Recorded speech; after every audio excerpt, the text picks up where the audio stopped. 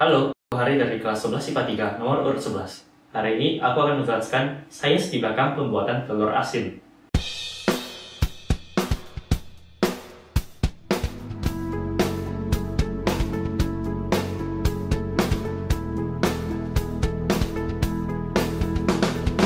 Untuk membuat telur asin, tentu saja perlukan telur bebek. Tidak boleh telur ayam, tidak boleh telur burung, tidak boleh telur gajah.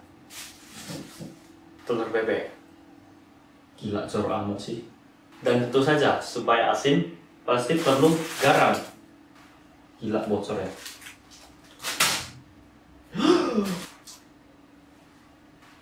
Kemudian kamu perlu kan satu buah toples sedang. Sendok pengaduk. Pengaduk pakai tangan aman lah kan. Amplas atau spons halus. Untuk apa? Buat telur asin kok pakai spons? Selotip. Ngapain? Kemudian 4 buah telur bebek, garam kasar, dan air.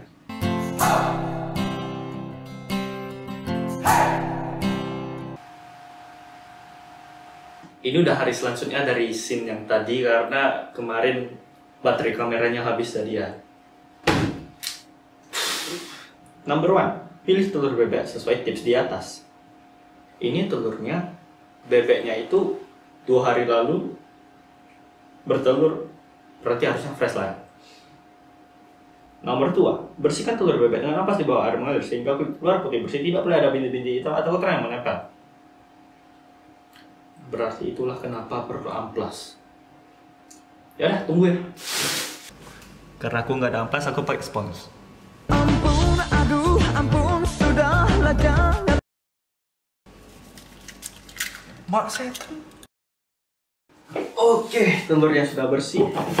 Aku cuman bersihkan 4, tapi mama beli 8 ya, udah nggak usah dibersihin. Number 3, tuangkan garam ke dalam toples sedang. Tambahkan air dingin yang sudah matang. Aku pakai air aqua jadi harusnya matang. Oke. Tambahkan air dingin yang sudah matang sampai 3/4 toples. Aduk garam dan air sampai garam larut seluruhnya. Masa garam sebanyak ini bisa larut? Jadi ini toplesnya. Tuangkan garam ke toples.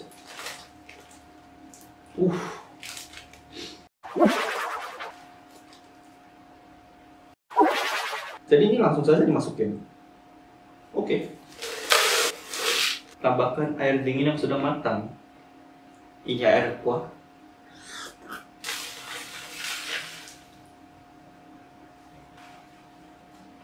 Nggak cukup. Oke, nomor 4, masukkan ke 4 telur bebek yang sudah dibersihkan ke dalam toples, bersihkan air dan garam. Pengen langsung buang masuk tapi ini belum diaduk ya.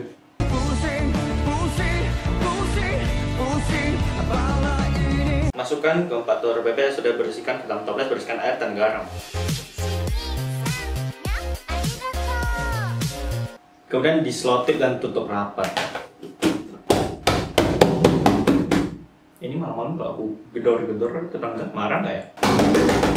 Untuk selotip, aku nggak ada selotip, jadi mana cari selotip lah. I'll see you in 2 weeks. Mumpung masih mau nunggu 2 minggu, mendingan aku jelaskan apa itu osmosis.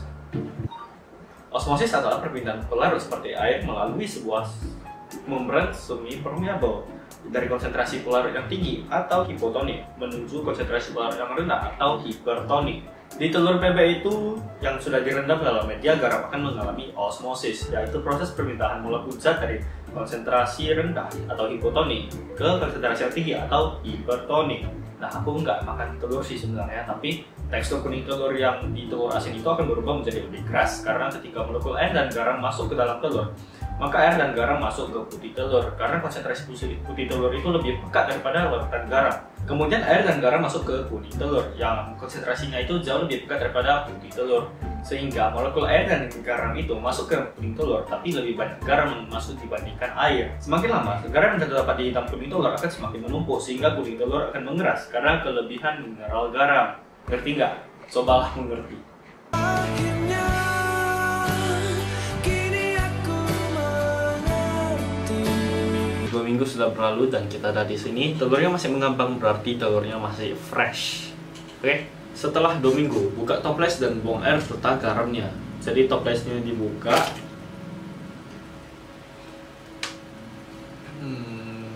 Buang air serta garamnya. Oke, sebentar. Oke.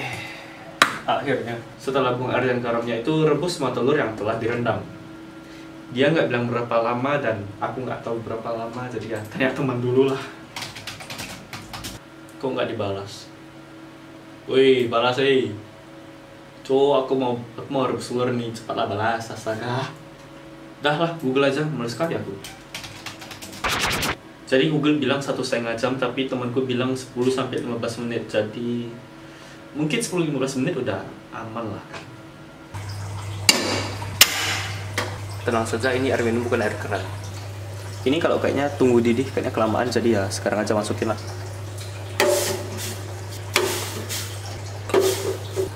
Setan.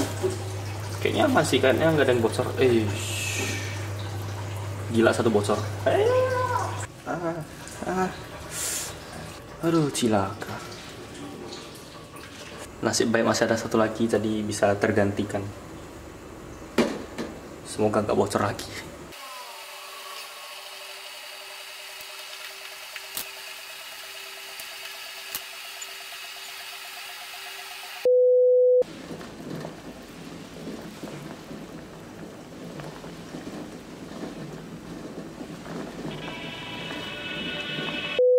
Harus berapa lama aku menunggumu, aku menunggumu.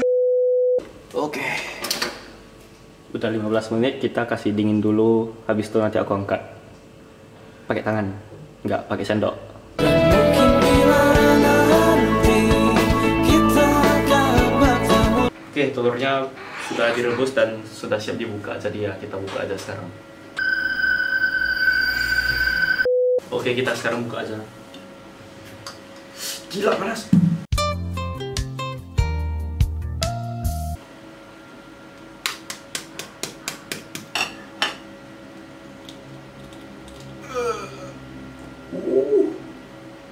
Karena aku nggak tahan baunya, jadi pakai masker.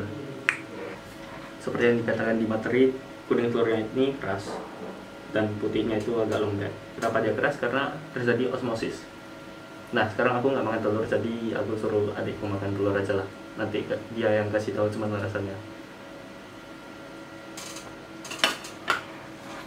Hei, yuk, coba makan. Jelaskan ya rasa gimana. Asin. Makan dulu. Coba jelaskan. Oke, coba jelaskan ya kuning telur itu gimana. Asin. Iya, tekstur semana le. Keras kah, lembut kah? Senggang, lebih keras sedikit. Oke. Oke, tidur kau. Pus. Suara dengarkan aku. Telurnya dia udah bawa lari, dia udah sendiri makan semuanya. Aku masih nggak bisa tahan baunya, jadi masih pakai masker. Jadi kesimpulannya dari hasil percobaan itu adalah osmosis berhasil terjadi pada percobaan telur itu. Karena kuning telurnya itu dibilangnya terasa agak keras dan agak asin, sehingga garamnya berhasil masuk ke dalam telurnya. Itu yang dia bilang. Aku nggak tahu dia bener-bener jujur atau apa, tapi itu yang dia bilang. Oke, bye-bye, see you next time.